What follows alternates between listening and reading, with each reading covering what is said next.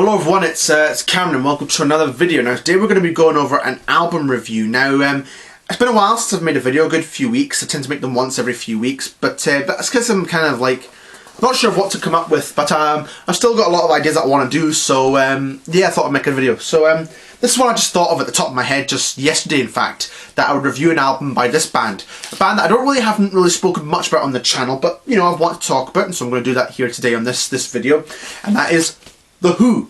So today I'm going to be reviewing their first album, which was called My Generation. I'm going to show you go over the album's history and the history of the band as well, given that this was their first album. Show you my copies of the album, go over each track individually, and give the album as a whole a marking out of 10. So The Who, My Generation was their first album, their debut, released on the 3rd of December 1965. Now, The Who, when you compare them to like their contemporary acts of the time, like the Beatles, the Rolling Stones, the Kinks and whatnot, they had been kind of going, they kind of came a bit later on, unlike some of their contemporaries. They'd started off, I think, a few years earlier as the Detours, and then 1964 became the High Numbers and released a single called Zoot Suit on the Fontana label.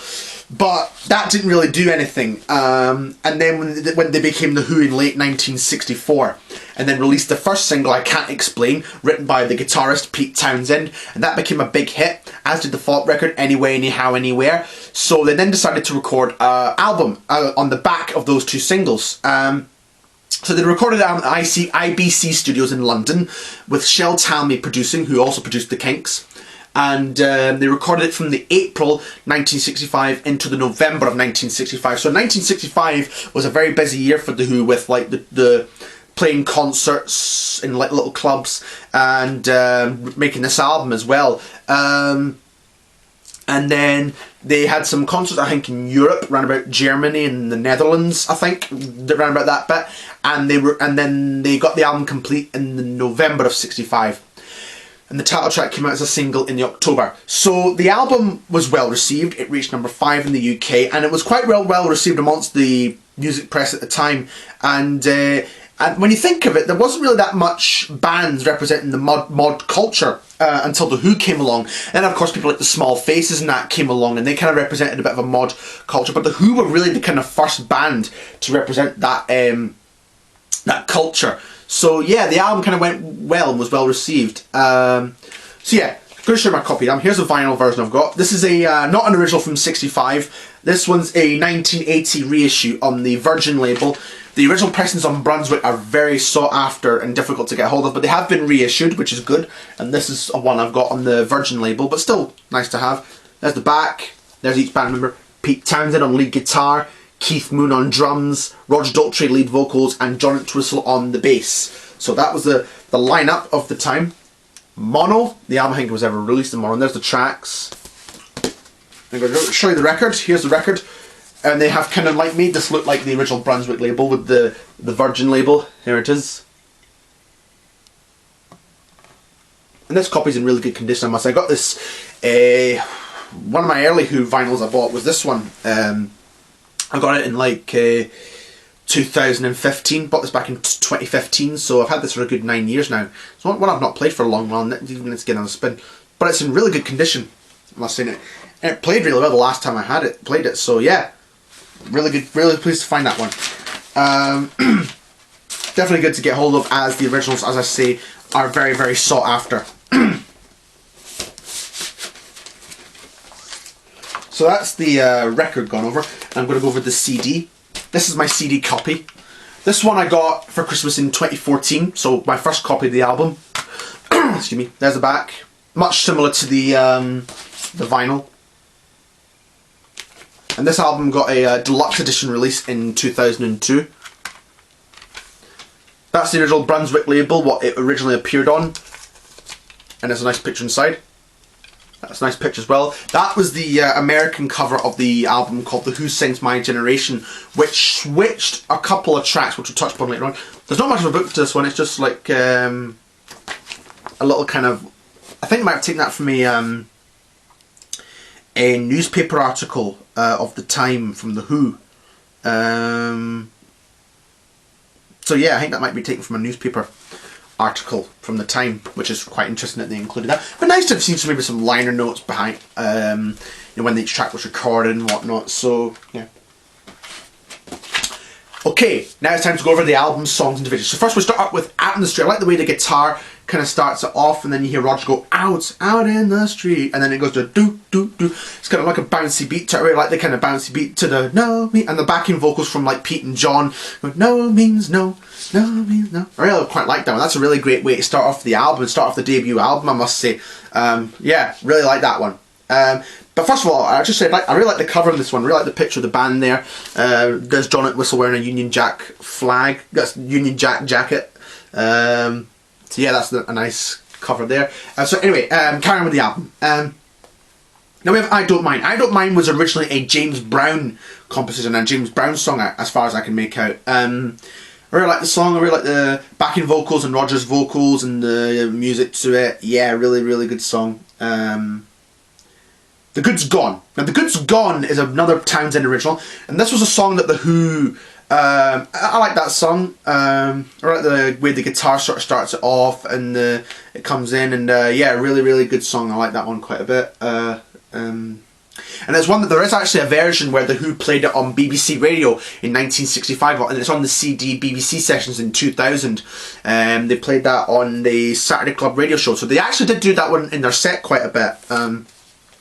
As with the next song, La La Lies, I like the piano start and Roger's vocal lyrics are really good. And again, there's a version of this one on the BBC Sessions album from Saturday Club in 1965. So again, this was in their set at a period of time. Much Too Much. Much Too Much, I like it. It's a good song, but it's not a song that I would like consider playing outside the album in a sense. But still a good song. There's something funny about this one. The sleeve here credits it as a P.V. Junikin composition, whoever they were, but the label says Townsend. That's a really odd thing there. I'm not sure what that one's all about, but yeah, anyway, there we go. Then we have one of the two big hits from the album, My Generation. This was released as a single in 1965 in the October on the Brunswick label, and this is my copy of it, which I found in a charity shop for 20p, which was really good considering that the Who Brunswick 45s are very difficult to get hold of, so really pleased to find this one.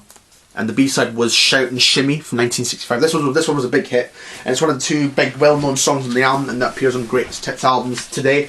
I really like the down, down, down, down, down, down, down, down. The way the guitar starts off the song. I really like the rip. Probably one of the most iconic guitar intros that I've heard.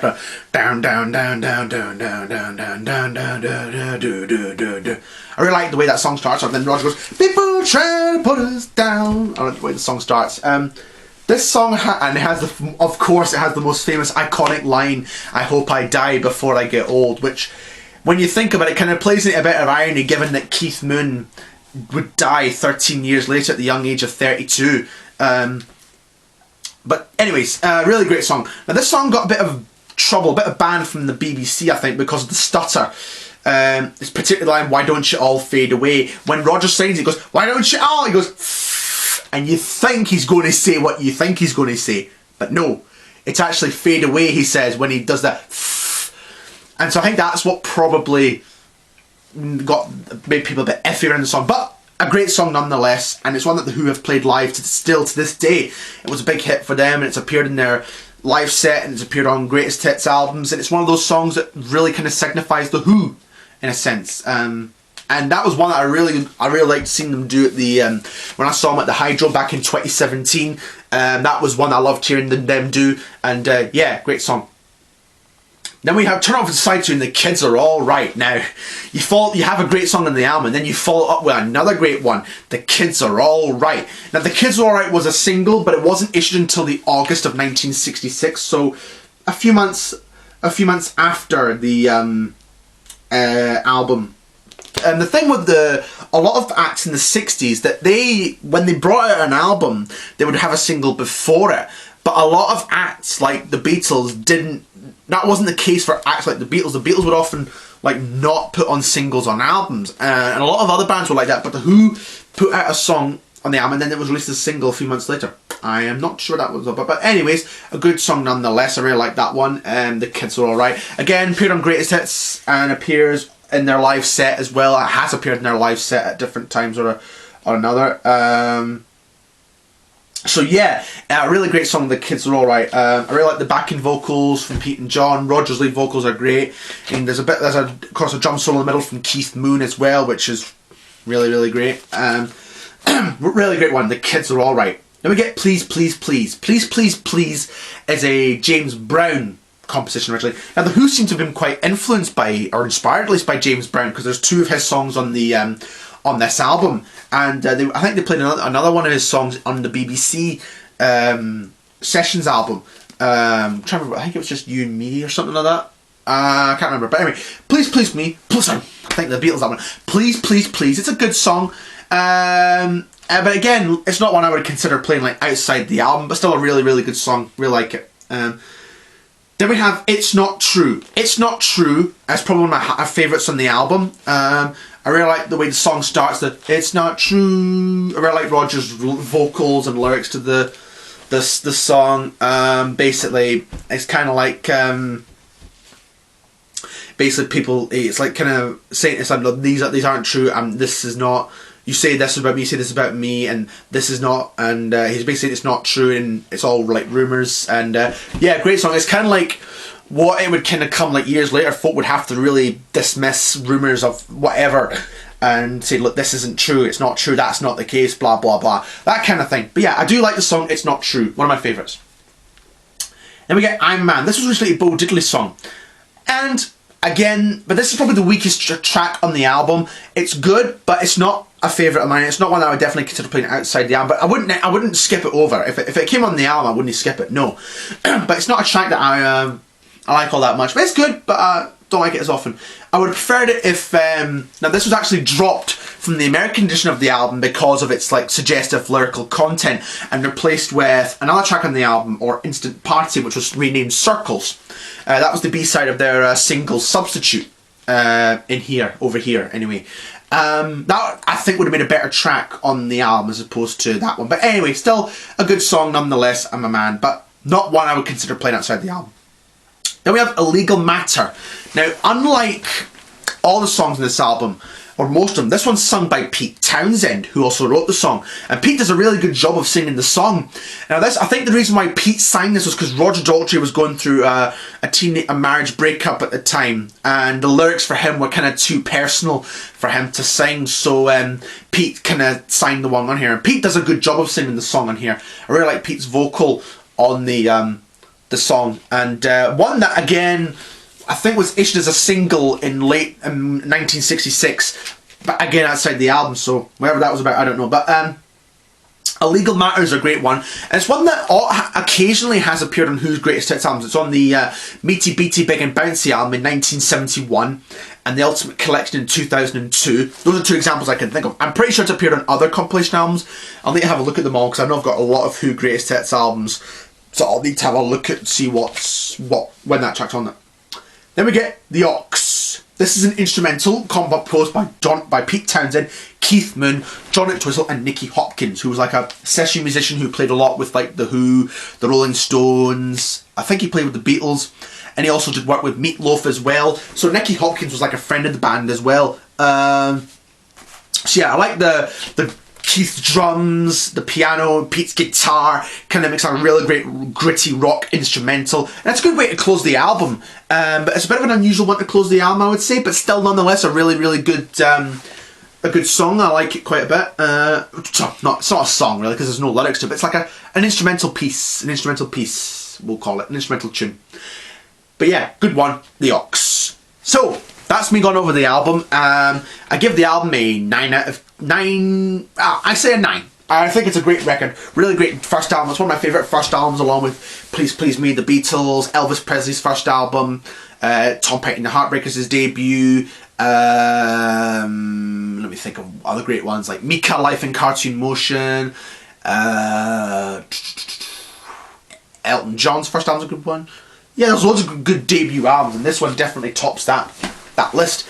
So yeah, The Who in later years would go on to achieve more success as a mod band, and then become like a and then to have like rock operas like Tommy, and then Quadrophenia, and stuff like Who's Next and Baba O'Riley and Won't Get Fooled Again came along. So, you know, kind of like a taste of what was to come in this album, I suppose you could say. And it was kind of interesting to see where the Who's career would go after this. So yeah, really, really good album, really great album, and really great kind of hard rock album. I really like the sound in this album. It was kind of like what a lot of bands were kind of coming up with in 1965, and a lot of acts were kind of coming into this trend in 1965. Was kind of a hard rock type of sound that acts like the Who, the Beatles, and the Stones, and all the others that acts were doing at the time. So yeah.